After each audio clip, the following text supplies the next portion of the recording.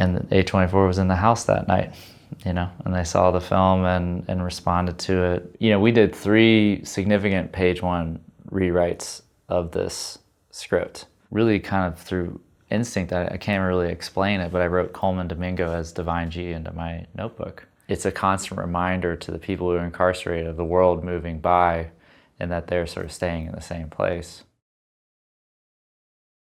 Who is John Divine G Whitfield, and what does he mean to you? Well, Divine G is at the very center of this story about a very beautiful community of men who found each other inside of Sing Sing and saw and witnessed for themselves and lived the beautiful power of the arts and what it can unlock within us. And Divine G is a founding member of this program. It was started in 1996 inside of Sing Sing, and he was one of a few incarcerated men who had a dream to put on a play. And they randomly happened upon a woman named Catherine Vawkins who happened to be at the facility with her husband who was doing some work there, and she was sitting visiting with some of them, and they expressed this dream, and she was like, well, let's do it. And they put on this first show, and then it just grew into this beautiful program that has been around for decades. And I met Divine G 8 years ago when I first started on this project. I discovered this story quite unexpectedly. I had been producing a short documentary inside of a max security prison in Kansas, and on a tour of the facility, we were doing a film about something else, but I passed by a cell and there was a young man raising a rescue dog inside of a cell, and I immediately saw the healing that was happening in both directions between this man and this animal. And I was desperate to know, were there anyone out there doing things differently, like what I had just witnessed? And that night I came across this program, and I reached out to the real theater teacher, Brent Buell, who had written this kind of wild play that was at the center of an article that I discovered on the organization. And he said, if you want to understand what it's really like, you need to meet the men who lived it and come to New York. I'm going to have a breakfast in my apartment. So my creative partner, Clint Bentley, and we showed up there, and the 2 men that came through the door, the first was this man, Clarence Divine I. Macklin, and the next was John Divine G. Whitfield. And Divine G, as soon as he sat down, he's a man of really kind of clear values. He's someone who fights for justice really in any capacity, and not just for himself, but for the people around him. He's someone who, was able to hold on to his humanity for so long inside of this place as a man who was wrongfully convicted of a crime that he didn't commit. And he was able to hold on to this humanity for so long because of the power of the arts. Can you tell us the first time you went to Sing Sing in New York? Well, after we had met these men at Brent's apartment and had this breakfast, there was this wonderful energy in that room. It was the warmth, the affirmation, the care. It was also very distinctly New York, and I was in at that point. I mean, I was really in when I first came across the program online in the middle of the night after producing this short documentary. But as I got to know the program and got to know RTA, they were putting on a production of Shakespeare's Twelfth Night at Sing Sing, and they invited me to come out. And I took the MTA train, up from Manhattan that goes along the Hudson River. And one unique thing about Sing Sing is it's one of the only prisons in the world where a commuter train goes through the yard, several times an hour. And I'd read about that and I heard that, but then you're on the train and you come through, sort of underneath this razor wire and these bridges through the facility, and you're immediately thinking about what this train represents inside of this place, and how it's a constant reminder to the people who are incarcerated of the world moving by and that they're sort of staying in the same place.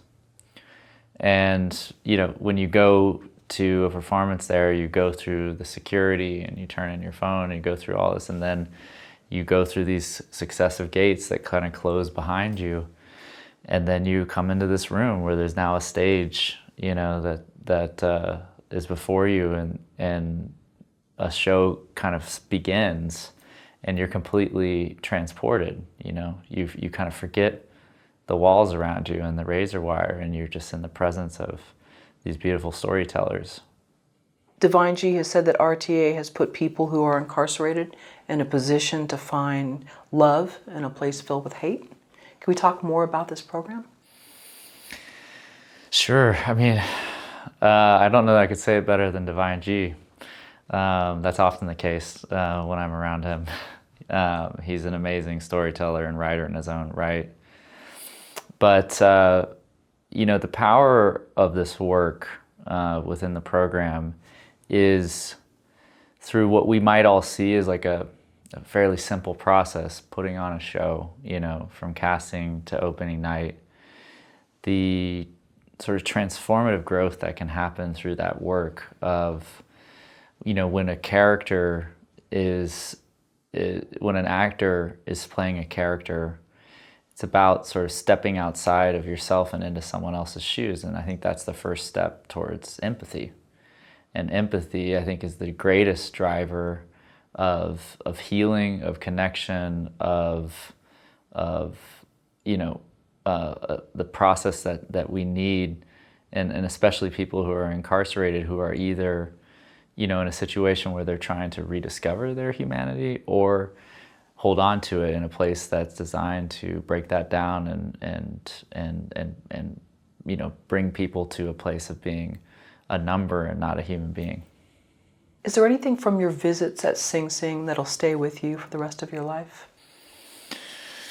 Well, every one of the visits to Sing Sing will stay with me the rest of my life. You know, I've not only been behind the walls at Sing Sing, but with my creative partner, Clem Bentley, we also were volunteer teachers ourselves in this program. And so we taught a class at another facility called Greenhaven, which is a maximum security prison, also in New York. And, you know, I'll always remember the men, you know, the men in these programs. And most recently, you know, we actually premiered this film inside Sing Sing itself. And that experience, profound doesn't really, you can say that, but it doesn't encapsulate the depth of what that experience was, and how, you know, this realization that dawned on us as soon as we came in there, that this was the most important audience in the world for this movie. What do you remember about the first time that you met Clarence Macklin? I remember it very fondly. It was at that first breakfast 8 years ago at Brent's apartment.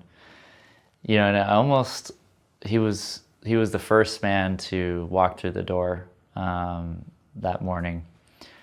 And I almost felt him before he even entered the room, you know? He's just one of those people that he has the thing, you know, the aura. And the reason we all probably use words like that is we don't honestly know how to describe what it is, but we know it when we see it.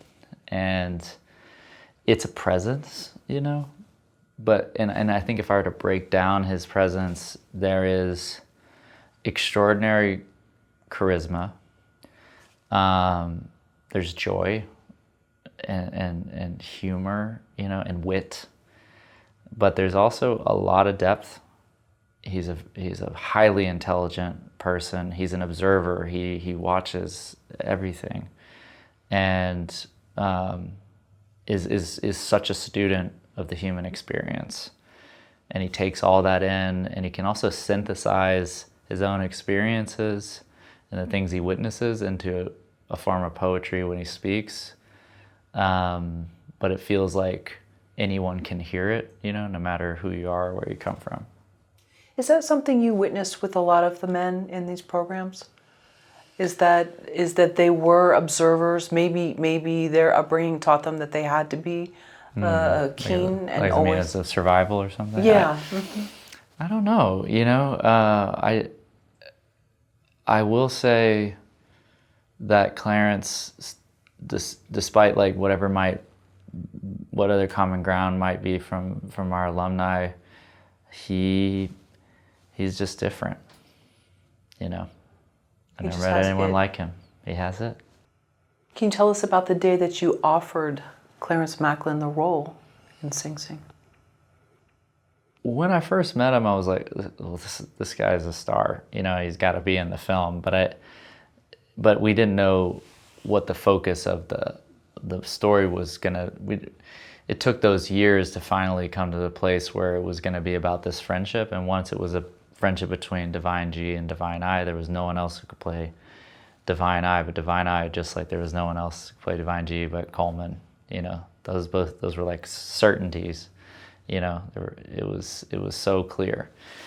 And I remember calling him and saying, like, you know, do you want to do this? He's like, well, was anyone else going to do it? I was like, well, no. I was like, well, yeah, of course.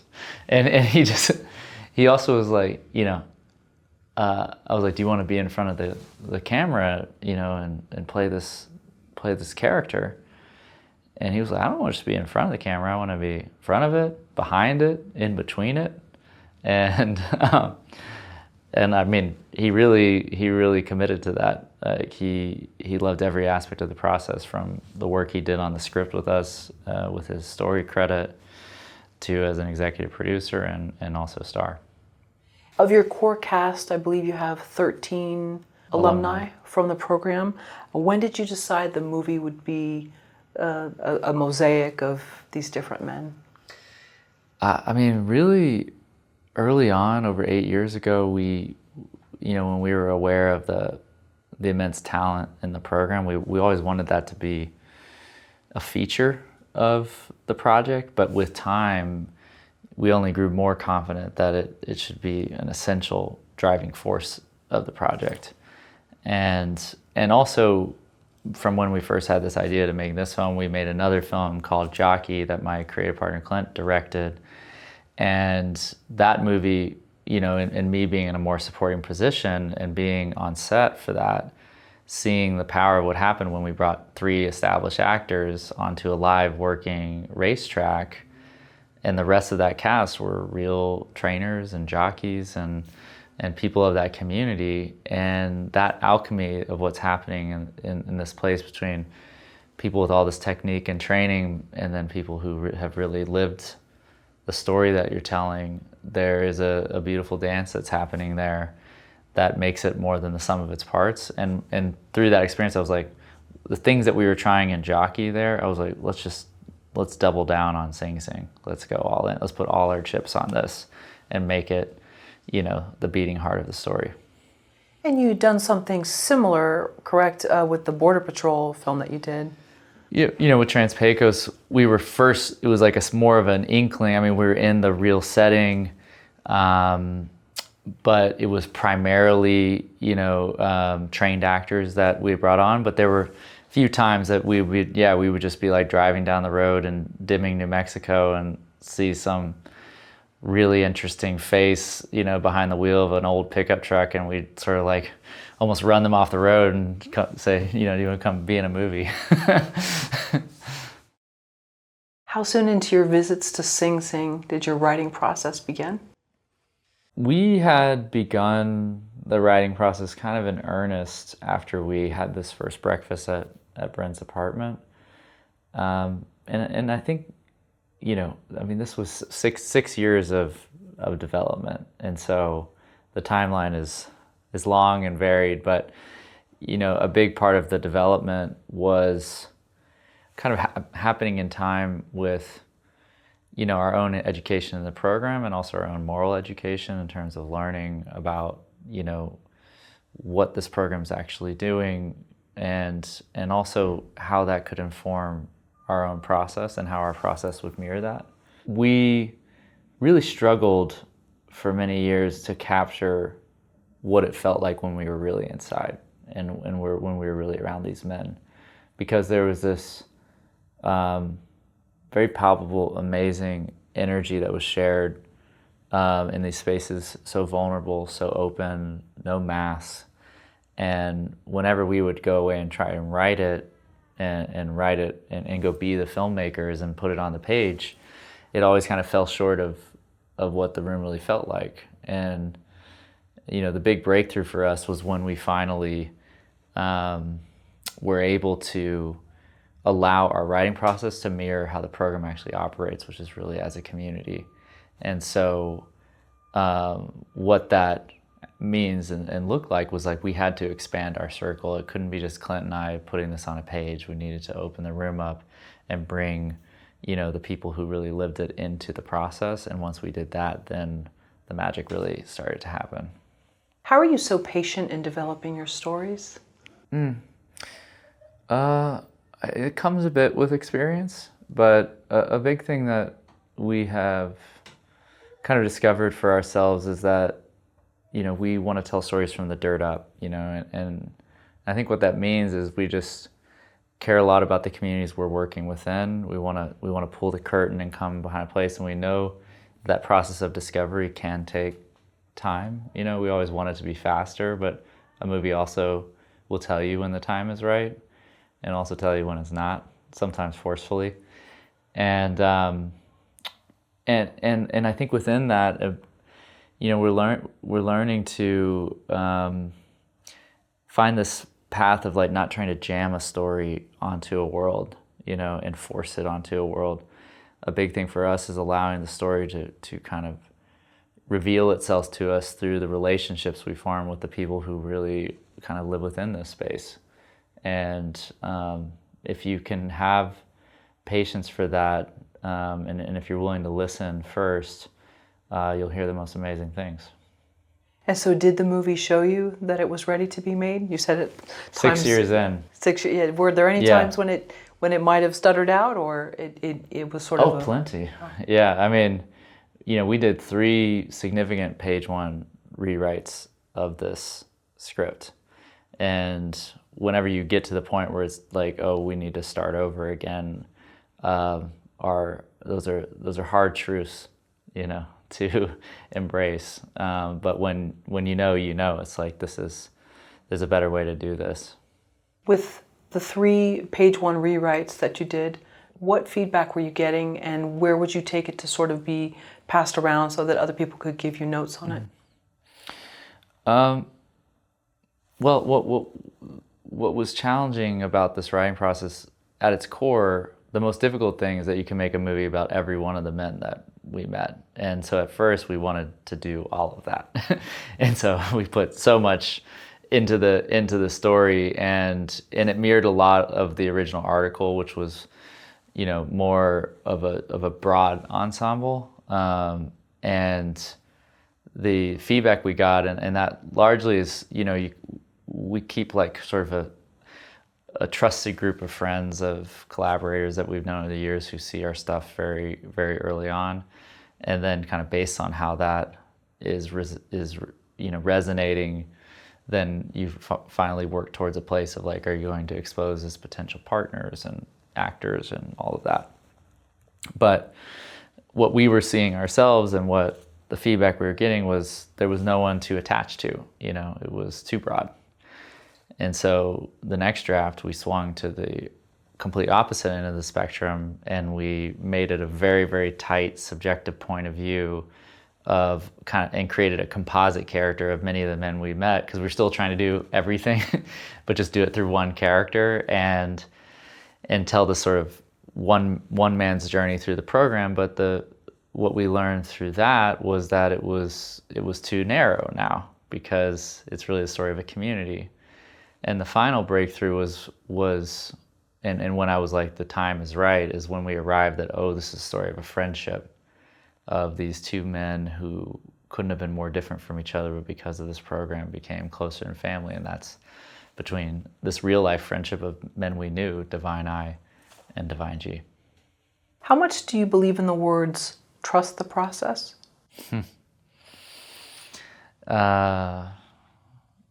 more and more with time, And the thing about trust the process is that it can mean a lot of different things.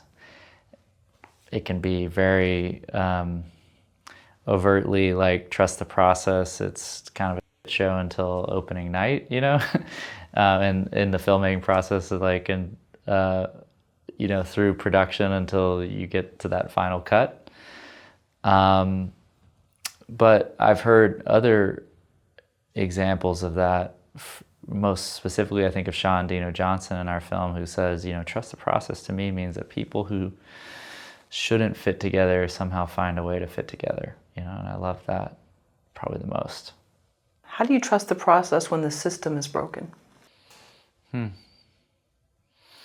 Well, I mean, that's one of the more complex questions at the center of the movie and Divine G's journey. And the thing I think he had to grapple with is to both not use that as an excuse to accept defeat, but not to trivialize that is a real reason for despair.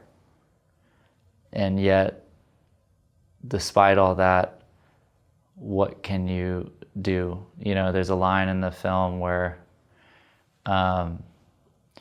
Divine I is contemplating actually getting a little more serious about, doing work for his upcoming parole hearing.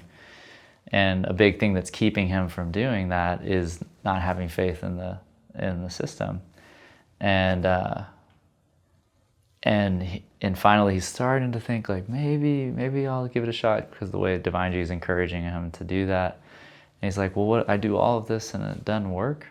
And then what Coleman says back as Divine G is like, and you try again, and again, and again, and again. I mean, if we do that enough times, we might find some little seams, that we didn't see there before.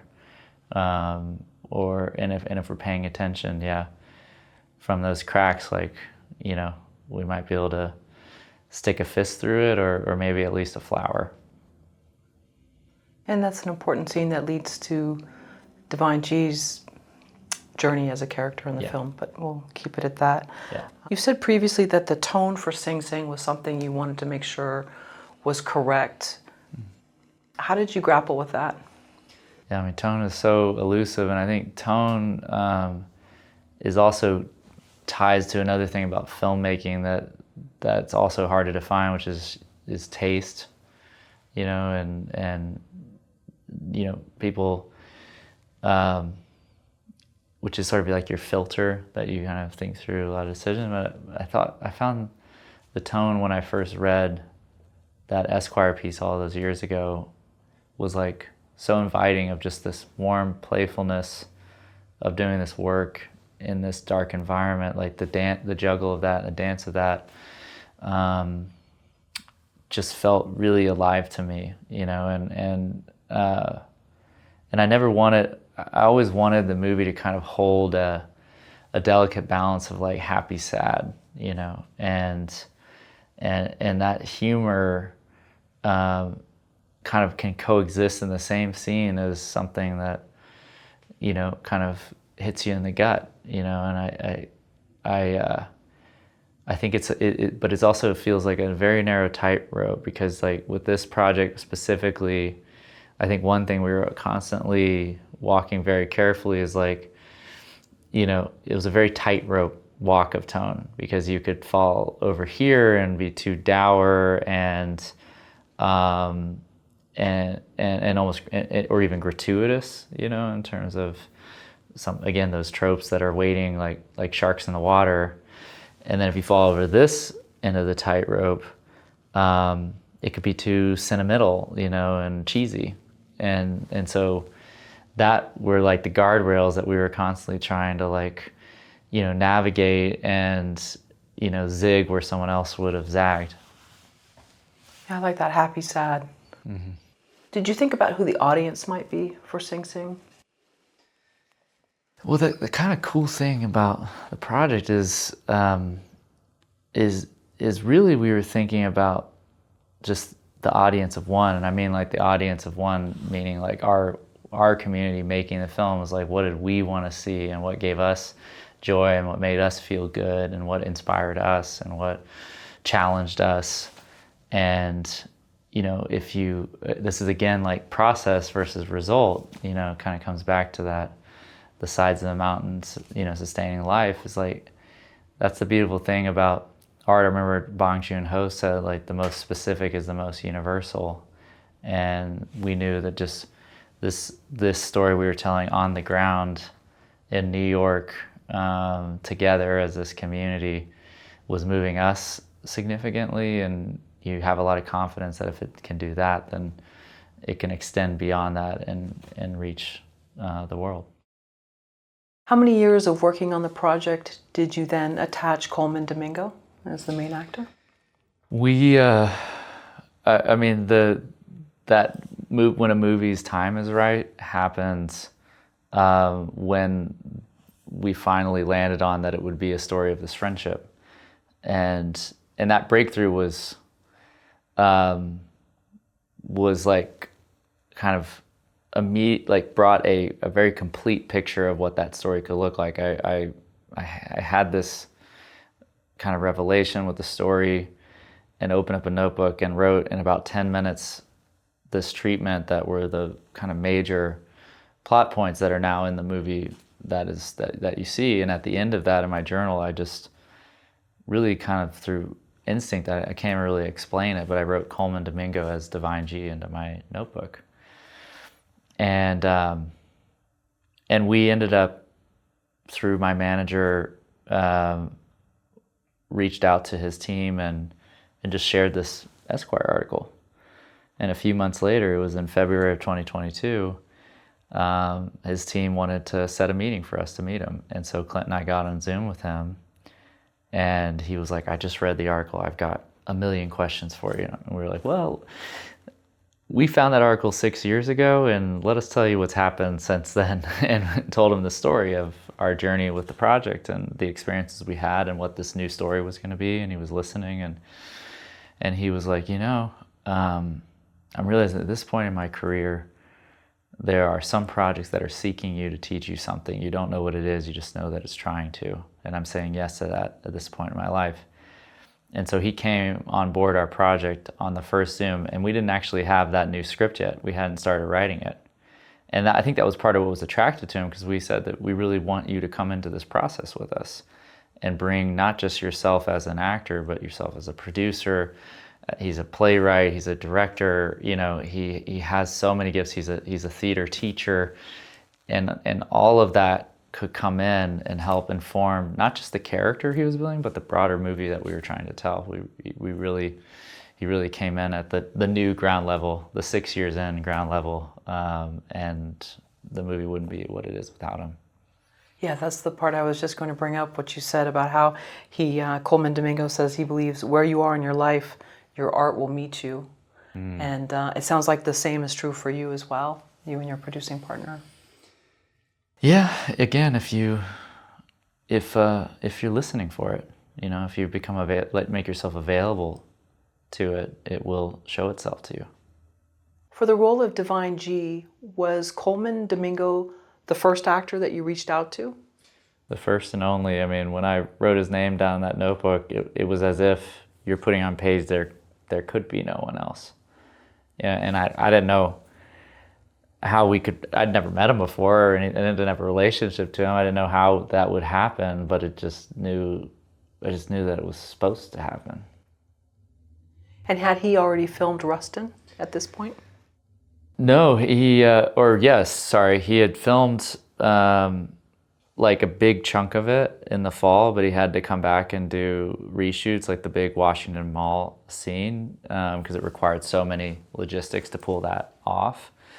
And he was also preparing to shoot The Color Purple. And even Rustin at the time was like, yeah, I did this movie, I think it's going to be pretty cool. And I was like, that sounds cool. And he's like, the Obamas are involved. And I was like, oh, wow. But obviously didn't have the full scope, and he kind of underplays, the stuff that he's doing until it drops. And he had The Color Purple coming up as well. And so we knew like there was a groundswell around him. I mean, if you were looking for it, you could see it coming a mile away. But I had always had this immense respect, and he always kind of leapt off, even when he was doing more character work, he always leapt off every scene, and you just felt the generosity of spirit. You felt his light shine through everything. You know, whether he's playing a villain or a hero, and I'm really attracted to, you know, actors like him who have this deep well that there's like no bottom to, you know, and it's like you just kind of as a filmmaker like, well, let's see what else is down there. Yeah, I think in a prior interview he said that he was a research nerd because he had studied to be a journalist, and so he just kind of just goes down these rabbit holes and researched. Did you see that in him researching for his role as Divine G?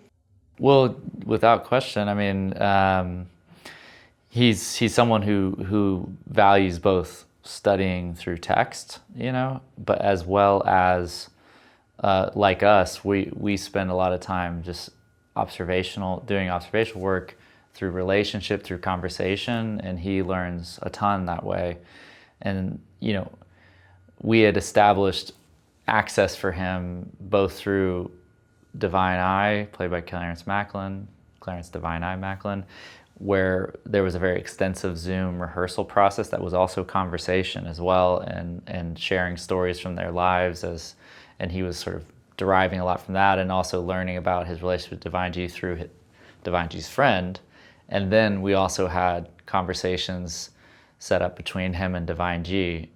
But he was able to like kind of grab things pretty quickly through a first one that were enough to become the cornerstones of his performance, you know.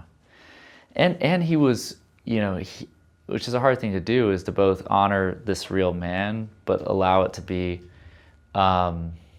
kind of a mosaic of a lot of men he grew up with, you know, and forge that into this one sort of transcendent performance.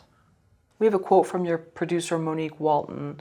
After you pitched her Sing Sing, I believe you said, "We're shooting in 2.5 months. We have Coleman Domingo attached. We don't have a full draft yet. We don't have financing yet, but we will." Can you tell us more? What happened?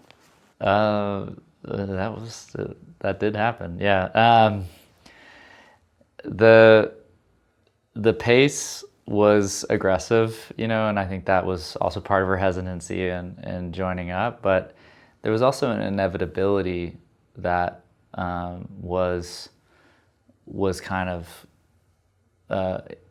giving us courage to keep going. You know, not like an inevitability that's you know, based on any kind of fact, but it's more like an inevitability of like our kind of collective belief that we had what we needed to get us there. You know, that if you have Coleman, you have the strength of story, the clarity of vision that we had finally arrived at. We had a real deadline. We had these 3 weeks open that Coleman had in his schedule. And that authentic sense of urgency kind of creates a sensation of a train leaving the station rather than just sitting still. And people want to be a part of a train that's leaving the station. Before you met your producer, Monique Walton, when you pitched the logline or the synopsis for Sing Sing, what was the result of that? Like, what did people sort of say, actors, producers, financiers? Well, to be honest, it wasn't most encouraging experience, like taking this project out to more traditional producers around town in the early development years.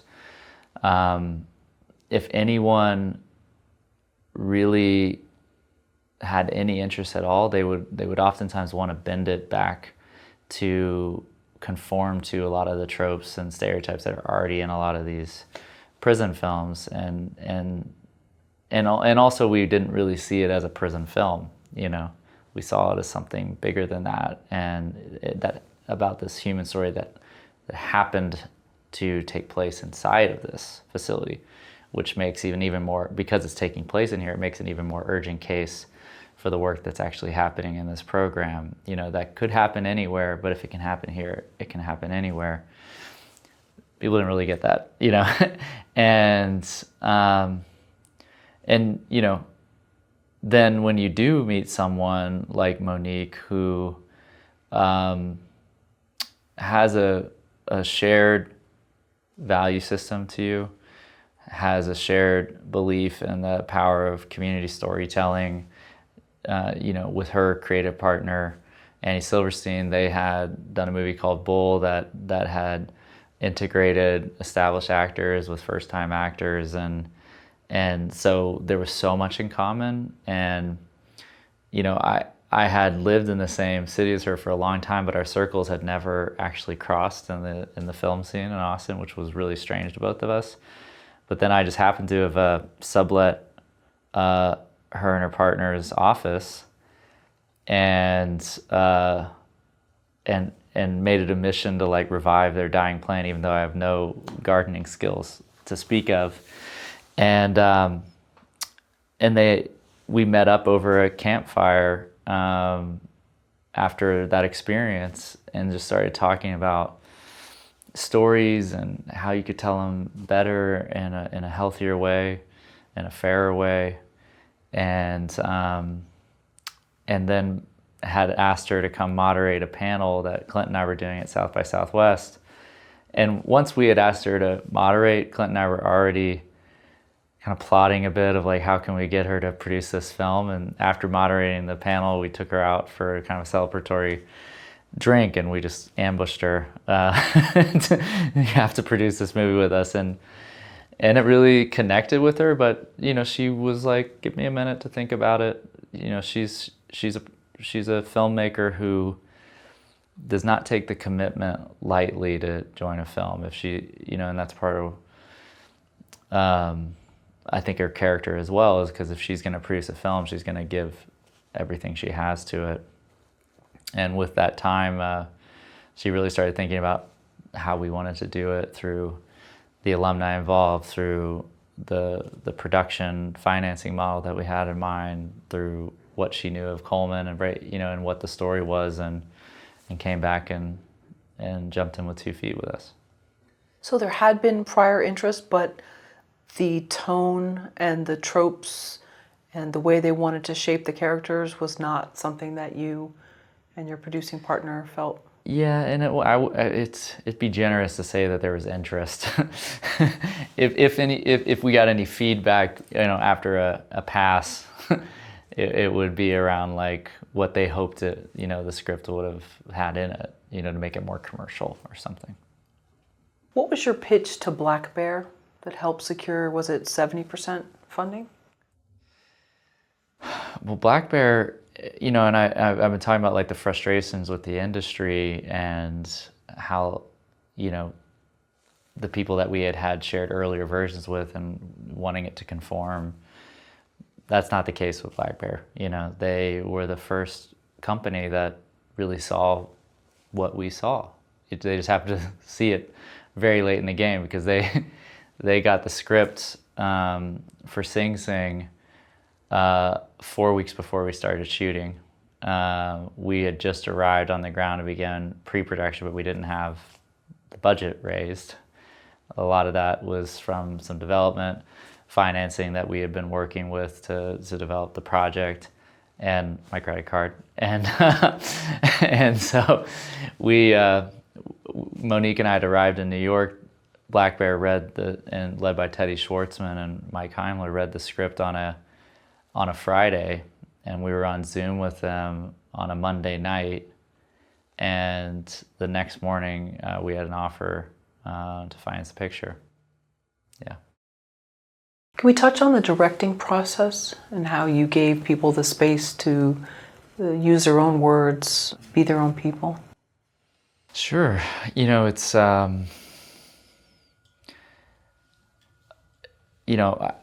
when you're directing a film, you so much is demanded of you, and it kind of forces you to prioritize what is most essential to you in the process. You might have some directors that are more interested in the visual storytelling and spend most of their time behind a camera, or really interested in the textures and sets, and so that's where their focus lies, or at least leans heavily to. For me, I love performance, and also when you think about it, every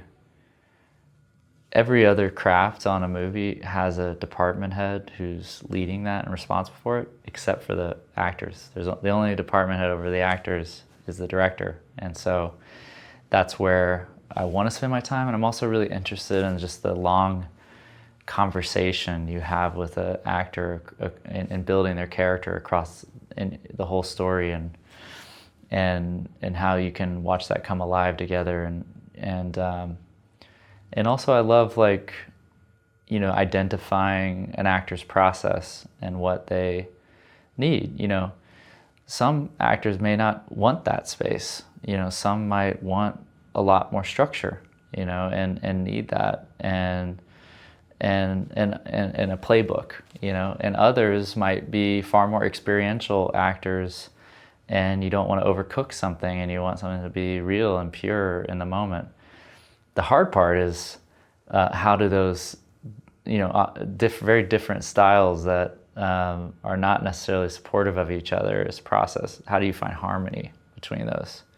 And that, I think, is a very important role, but it's not always clear how to do it. I think it's more just coming into the space with a lot of empathy and really listening and trying to meet an actor where they are, and to encourage that greatness that is within them. I just love, more than anything, seeing potential in people and helping them bring everything they have out of them to shine, Well, that was my next question. So it sounds like you can kind of intuit this is someone that wants to use their own process versus this is someone that needs more structure, and then you kind of, work accordingly. They don't even have to tell you necessarily. Well, it's a conversation too. I think you can be really direct about that, of how do you like to work?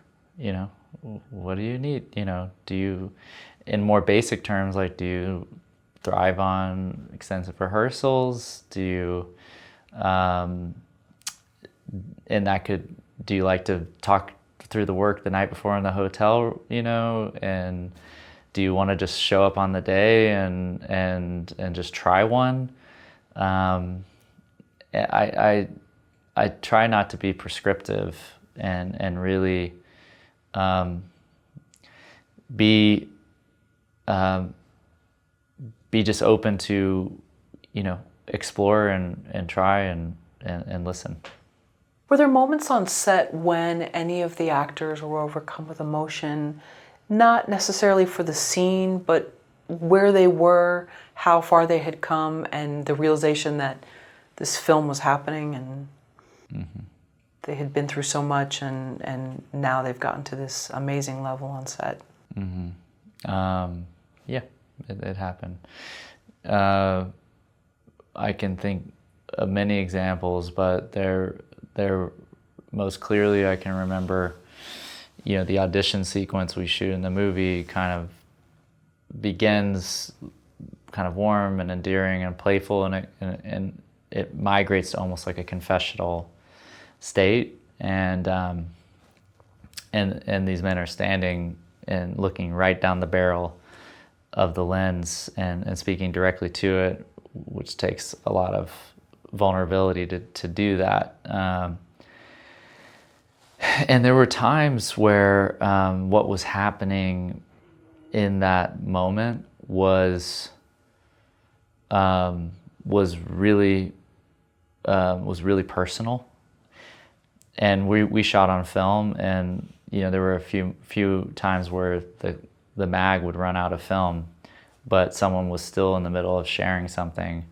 Normally on a film set, you would say cut. We got to change the mag. But I would not call cut during that, because that person was doing something that was bigger than us that needed to be able to get out. Right, there was one scene, and I don't want to give too many spoilers away, but where a gentleman was talking about riding with his dog in the car, and that was really powerful for me. I don't want to, I'll just leave it at that. I hope people see that. But, I felt the weight of how important that was to him. Yeah, that was an example of, you know, when we were in the casting process, I heard a little bit of that story, not the full story, in meeting this alumni named Cornell Nate Alston, and it just stuck with me. And I remember calling him and being like, I think there's a place for that in the movie. If you want to bring it into the movie, we would be honored to help you share that. Yeah, and just a couple other notes that talking about, you know, making breakfast at a certain time and these different things, and it got me. I was like, wow, that's, yeah, I don't want to give too much away. I hope Yeah, people and see also it. it's like it happens at a point in the movie that is not in traditional film structure, when you would just like introduce a whole new character and give them a 5-minute monologue. You know, it's like most movies are kind of like landing the plane at that point, but it just felt so right to be there, you know. And were there times during the filming where different members would say, you know what, I feel like I wouldn't say that, or I feel like I would have more emotion here or less emotion? Oh, of course. I mean, you know, the culture on set was such that it was a space to question anything, and also have freedom to try things and to bring your own voice to it. You know, even if there was a lot of the story that is scripted, primarily the friendship between Divine G, but outside of that, the production of Breaking the Mummy's Code, and the acting exercise, all of that was oftentimes more situational writing that left a lot of room for people to, you know, speak into the process. I think your producer, Monique Walton, had said there was no hierarchy. It was just sort of a place where everybody could put their hat into the ring. And yeah, quite literally, it was a culture where the best ideas could be seen and come forward.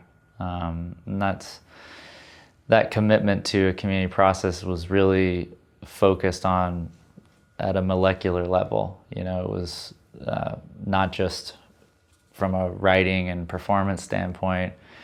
It was built in the very structure of financial structure, how we made the film, you know, which is a parity model where everyone on our movie, you know, works for the same rate, from Coleman Domingo, myself, all the way through production, all the way through post. And we also all collectively own the movie. And the only variable someone earning more or less was time. And so what that's communicating in terms of not having a hierarchy is that everyone has the same intrinsic value and something truly to offer. And you'd done that same model with Jockey, correct? Yeah, Jockey was the laboratory that we first tried this concept up on a much smaller scale. And we saw the sort of bountiful fruit of that. And the question was like, can this scale? You know, can we take what we did with a 10-person crew, you know, and 3 actors to a 50-person crew and 25 actors? Would it still hold water, and could it still function? And the answer is yes. Does this model carry on to everyone in post-production as well? Yeah, it's truly end to end. Yeah, you know, there are a few exceptions. You know, with any model, it's an evolving practice, and you know, really the only kind of categories that did not fall under the umbrella of this were background extras on the production side. So everyone, you know, all the core cast, the entirety of the crew, including our production assistants, all worked on the model, all have ownership. And then a few other cases like specialty legal counsel or our orchestra, which, you know, those day players are bound by a separate union deal in the UK. And so those are the only exclusions. How did you get A24 interested in the movie? What's kind of crazy is that I met with A24 almost 8 years ago when I first discovered the project. We were just having a general meeting, and I was telling them about the film. And one of the heads of film there, Noah Sacco, he just was like, you know, prison is ripe for a cinematic upheaval. And I like never forgot that, you know, that became like, and of course, like I was like, well, so are we gonna make it? And it's like, well, let's see what you can come up with, you know. And it was still very early, it's a nascent idea. And let me also say, they weren't part of the people who were trying to make it conform, you know, to stereotypes. Just even the act of saying that prison is ripe for cinematic upheaval means he and his other colleague were seeing this potency and beauty that we saw, you know. But all these years later, we just had to make the film, you know, and put the proof in the pudding. And the movie premiered at Toronto International Film Festival last September, and A24 was in the house that night, you know, and they saw the film and responded to it, and you know, they were very personal around how the movie touched each of them as humans, which really spoke to us when we were hearing their pitch, because there were others, you know, at the table, and it was a bit competitive, and they were also just very bold with their vision that they saw, you know, and I really respond to people who are hungry like that and bold, but also compassionate. What advice do you have for filmmakers whose goal it is to have an A24 movie? You can't, you know, it's like,